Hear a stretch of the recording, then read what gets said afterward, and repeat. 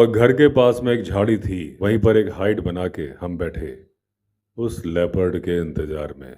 अब कुत्ते को हमने बांध दिया 2 फुटपाथ के जंक्शन पर। कुत्ता बड़ा ही अच्छा था, पूरी रात भौंकता रहा। अब रात के 10 बजे तक लेपर्ड आया नहीं तो हम उस मकान में वापस आ गए।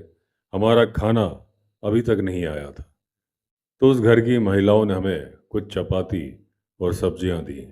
अब क्योंकि उस घर में सोने की जगह थी नहीं, तो हम फिर रात को उस पेड़ के नीचे ही सोए, लेकिन एक आदमी बारी बारी से पहरा दे रहा था।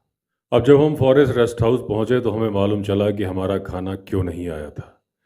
जिस आदमी से हमने संदेशा लेके भेजा था, एक नोट लिख के भेजा था कि हमारा खाना भेज देना, हमने उसमें गांव का नाम तो लिखा ही नहीं था। वो आदमी नोट दे के चला गया था। हमारे स्टाफ को मालूम ही नहीं था कि खाना लेकर जाना कहाँ है। अब वापस आते वक्त हमें एक मौका और मिला था मैन ईटर को मारने का, लेकिन कुछ ऐसा घटनाक्रम हो गया कि वो मौका हमारे हाथ से जाता रहा।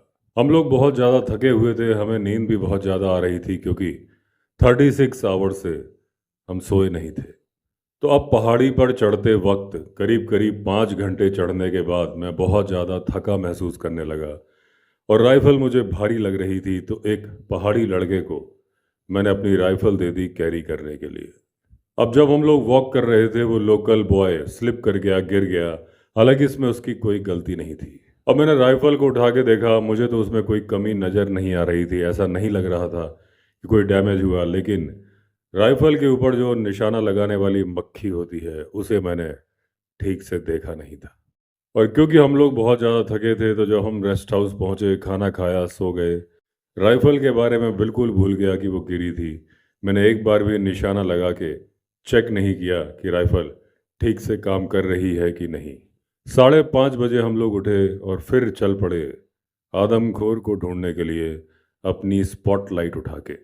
काफ़ी देर ढूंढने के बाद जब हम अपनी सर्च को ख़त्म करने के इरादे में थे, हमें सड़े मांस की बदबू आने लगी। हमें लग रहा था कि हम सांस भी नहीं ले पा रहे। उस गंध का पता लगाने के लिए जब हम आगे बढ़े, तभी वो मैन ईटर एकदम हमारे सामने से निकल गया।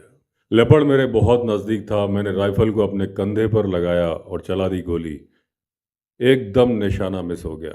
मुझे आश्चर्य हो रहा था कि मैंने इतने नज़दीक से निशाना मिस कैसे किया। तब मुझे याद आया कि ये राइफल तो गिर गई थी और मैंने इसे ठीक से चेक नहीं किया था। मेरी ये गलती, इसका खामियाजा मैंने भुगता 7 दिन की मेहनत और करके। अब जब मैंने अपनी राइफल को टेस्ट किया तो वो